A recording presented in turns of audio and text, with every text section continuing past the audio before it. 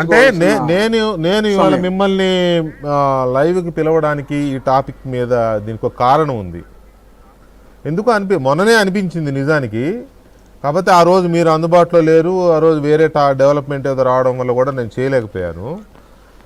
ఈ దేశంలో హిందువులు రాముడి ఆలయం కట్టుకోవడానికి ఇంత కష్టపడాలా అనేది ఒక పాయింట్. అయితే ఇది ఎక్కడ దాకా వెళ్ళిందంటే అసలు నాకు దళితుల ఓట్లు క్రిస్టియన్ల ఓట్లు నాకు అవసరమే లేదన్నాడు రఘురామకృష్ణరాజు అనే దాకా వెళ్ళిపోయింది. ఏది టెంపుల్ కట్టాలనే సంకల్పం అసలు నాకు దళితుల ఓట్లే అక్కర్లేదని అన్నాడు రఘురామకృష్ణరాజు అనే దాకా వెళ్ళిపోయింది. ఇది మీరు అన్నదేంటో నాకు తెలియదు కరెక్ట్గా, కానీ అంటే ఇంత పొలిటిసైజ్ చేశారు దీన్ని.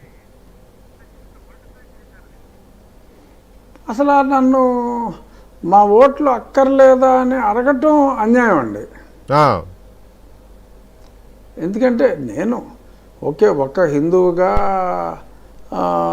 శ్రీరాముడి భక్తుడిగా, నా నియోజకవర్గంలో ఉన్న ఆలయం శిథిలావస్థకి చేరిన పరిస్థితిలో తిరిగి పునర్నిర్మాణానికి అందులో నేను కూడా కొంత పాత్ర వహించాలి అని అనుకుంటే ఇన్ని అవరోధాలు వస్తాయని అసలు నేను అనుకోలే ముందు.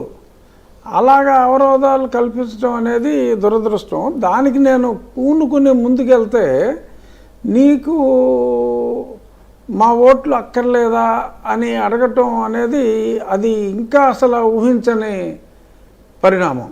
అది మూర్ఖత్వము, రెచ్చగొట్టే కార్యక్రమం కూడా అది. అవును. ఇంకా నాకేంటంటే ఇంకా కార్నర్ చేసిన పరిస్థితుల్లో నేను అంత స్పష్టంగా అడిగినప్పుడు నాకు దళితుల ఓట్లు కావాలి, క్రైస్తవుల ఓట్లు కావాలి, కానీ ఇప్పుడు నన్ను వ్యతిరేకించేది క్రైస్తవం తీసుకున్న దళితులు దీన్ని వ్యతిరేకిస్తున్నట్టుగా అర్థమైంది. నన్ను ప్రశ్న వేసిన వాళ్ళు కూడా క్రైస్తవం తీసుకున్న దళితులు ఈ ప్రశ్న వేస్తున్నారు. సో ప్రస్తుతం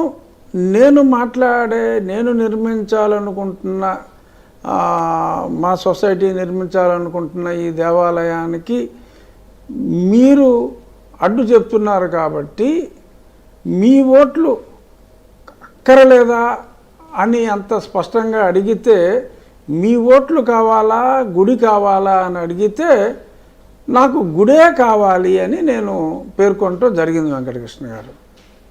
నేను దళితుల ఓట్లు వద్దని లేదు, క్రైస్తవులు అంతవరకు క్లారిటీ ఉంది. దళిత క్రైస్తవులు నన్ను ఈ ప్రశ్న వేశారు కాబట్టి నీకు రాముడా, అక్కడ నీకు రాముడు కావాలా మా ఓట్లు కావాలా అని అడిగినప్పుడు డెఫినెట్గా నాకు రామాలయం, నా ఆకివీళ్ళలోని రామాలయమే నాకు ప్రయారిటీ అని చెప్పి అది నేను నా వరకు ఆ దేవాలయం వరకు మాట్లాడటం జరిగింది. దాన్ని పార్టీకి ఎక్స్ట్రాపోలేట్ చేసి ఇప్పుడు దళిత క్రైస్తవులు అయినప్పటికీ కూడా రిజర్వేషన్ ఇవ్వాలి అని చెప్పి అసెంబ్లీలో గౌరవ ముఖ్యమంత్రి గారు 2018లోనే బిల్ పాస్ చేశారు. సో నేను మా పార్టీ విధానానికి నేను వ్యతిరేకంగా అసలు నేను మాట్లాడతల్లా. నా దారిని నేను నా నియోజకవర్గంలో దేవాలయం కట్టుకుంటున్నాను. ఆ ప్రాసెస్లో నీకు నీ గుడి కావాలా మా ఓట్లు కావాలా అని అడిగితే దాని వరకే నేను చెప్పాను తప్ప మా పార్టీ అంత ఓపెన్గా దళిత క్రైస్తవులు అయినప్పటికీ కూడా రిజర్వేషన్ ఇవ్వాలి అని చెప్పి అసెంబ్లీ తీర్మానం చేసిన తర్వాత ఈ దేవాలయం మీద దీన్ని రాష్ట్రానికి అంతటికి చెందినదిగా మాట్లాడి అసెంబ్లీలో తీర్మానం చేసిన వ్యక్తి మీద కూడా